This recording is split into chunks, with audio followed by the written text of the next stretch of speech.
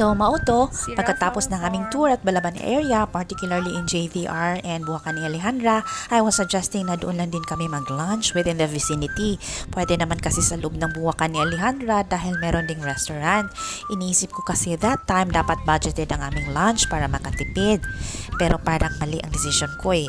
Bali doon kami nag-lunch sa Felix Berto's Burger and Hotdog Station. Buti naman at pumayag ang mga guest. Nadi ko'y pagmahay atong nga time kay nalangay manggudog serve ang among gipang order nga silog meals. Wala pud ko nagdahom nga usara ang attendance sa tindahan during that day. Murag hapit usa ka oras jud mi og tinambay hinulat sa usa maluto. Nakakompromiso na jud ko sa akong mga guest ug kalangay na noon mi sa among tour itineraries kay moadto pa mi og Sirao ug uban pang tourist destinations. Anyways, hi Auntie! Welcome again for another vlog journal ni Auntie. Sa dili pa nako padayonon kung ingon aning nga video ang gusto nimo makita or anything under the sun, a life story of Auntie Janet who lives alone most of her time but not entirely alone since naaman ang presence ni Uncle Jerry no during his spare time. By the way, hope you will still consider liking or following this page no o pabilin pud og reaction after mahuman nimo og tanaw kani nga video. Thank you so much. So pagkahaman na mo og lunch, didiretso na dayon mi og biyahe palugsong padulong sa sunod namo nga destination. Ang next stop kay ang Sirao na isa na namang tourist destination dito sa Cebu at isa din ito sa mga dinarayo araw-araw. Please take note, sus kadaghan jud turista ang mobisita ngadto no. Kana ganing sa parking area pa lang ay sus maglisod na ka og pangita og parking space. Kanang bisan layo na sa entrance, bites ra gihapon. Daghan jud tawo ngadto og daghan turista. Kadaghanan Asians like Koreans, Chinese, Taiwanese ug uban pa.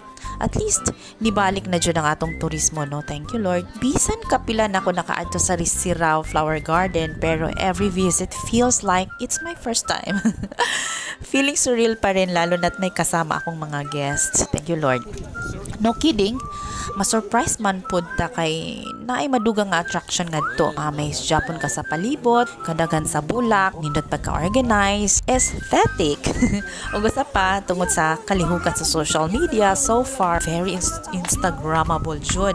Any corners dito. Then, pwede ka mag-content pareha sa akong gibuhat karon. Kana ganing malimtan nimo sa kadiyot ang imong problema. Kung unsa man ang problema nga imong gidala-dala karon, nahala mang laag ta. Check lang sa comment section para sa detalye. Ang Sirao Flower Garden or ang real name ng tourist site is Sirao Pictorial Garden and Camping Site. Ang madalas na in-offer ng mga tour operators at lalo na ang JJ Cebu Tours.